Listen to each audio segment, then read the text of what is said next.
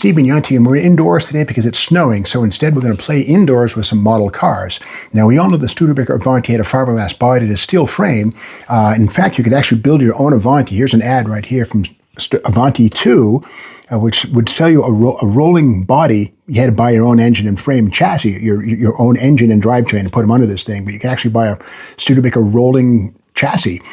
Truckers call these things glider kits, but otherwise you could buy a real Avanti right here from Studebaker themselves. In fact, the real Avanti, they only made 4,653 of them, all of them with round headlights, with the exception being the final 742 cars got square headlights. Kind of an interesting little twist. But here's a article in Hot Rod magazine right here with the supercharged Avanti in the middle right here. Kind of cool. Shows all the goodies. The supercharger motor, pretty mean engines, and this had the 304. There's also 289 with dual quads and turbochargers. Pretty tough car, really. Dana 45 rear axle in these things, sure grip differential, leaf springs in the back, coils up front. The Studebaker lock frame was used under these things, which explains why the Avanti has a really strange rear panel under the bumper, which has sort of like elbows, which make room for the Studebaker Locks leaf spring shackles, which is kind of a goofy thing, a unique thing on the Avanti.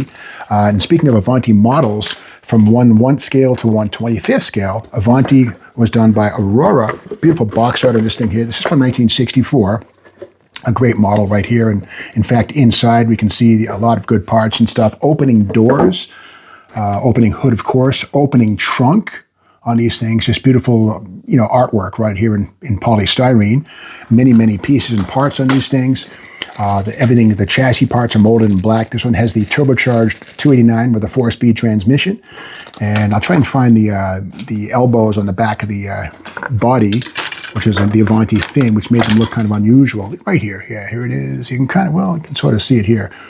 This right here, that's the feature I'm talking about, this thing right here. The back of the body here has the elbows right there. The bumper goes into that, but behind these things lurk the leaf spring shackles, which is basically the Studebaker Locks frame and rear axle underneath the sexy Avanti body shell. This would go on the back of the body right down like this, and that's how that would work, right about like that. But if you ever wonder what those things are, that's to mask the fact that these are based on a Studebaker Lock chassis. And Avanti, or Aurora, wasn't the only manufacturer making Avanti models. You also got wonderful Palmer in the GAC. And the box art was pretty decent, not so bad, right? But when you got this thing home, you realize why Mom only paid 98 cents for it, because the detailing in this thing is really not quite the same as Aurora. The body has 3 pieces, a whole different thing from Aurora. Palmer, take your pick. I think I'll take the Aurora, thank you very much. The chrome tree has like 3 parts on it. There it is right there, the chrome tree. There's 2 of them actually, the bumpers and stuff. The roof is a separate item. And it just glues on like that. And if Mom liked you, she would get you this model. If she loved you, she would get the Aurora model for you. And there it is right there, flip-top Avanti. Your imagination is the only thing holding you back. And the wheels and tires on here, yeah, they did render the rear elbows on the Avanti. They got that correct.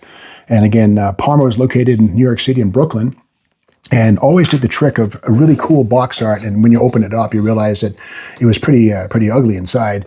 And the chrome, the work on the bumpers wasn't too bad. The chrome is actually pretty decent, and the shape of the bumpers is realistic and really well rendered. This is the round headlights, which were seen on the majority of those 4,643 Avantis built. Again, the last 752 cars with the square headlights that most people remember them from. You see the round or the square lights on this one? And that's incorrect because the kit gives you round headlights. But anyway, here's the round headlights rendered by Aurora. So you get your pick on these things. And these are both 1/25th scale. But with that said, if I had my wishes, I would definitely get the Aurora model. It's much better. And the instructions on the Aurora model are almost a thing of art unto themselves. I like to collect not just models, but instruction sheets. And the art is continued inside, beautiful stuff. And inside the illustrations here on the parts and pieces, really well made. And a lot of effort went into these things. It wasn't just a quick, by comparison, the Palmer piece right here is just basically a quickie Xerox item. There it is right there. Not very exotic. And it had metal axles you're supposed to use to link the axles together. Meanwhile, the Aurora kit gave you an independent leaf springs in the back and little coils in the front, and just a whole different level of execution. So these usually get built. They usually get set on fire on the 4th of July. Good use for firecrackers. And the stickers these are decals that are, I guess, meant to be used. These are water slides. Oh, that's interesting. They're a little step up from the usual paper decals found in most Palmer kits of the period. These are actually water slides. Kind of cool. I've not seen that before. These are you peel off, you stick these in the cover. These are water slide decals. Kind of cool. A step up, unusual for a Palmer model kit. There it is right there. Palmer, Aurora, and Palmer and Studebaker all built model car kits.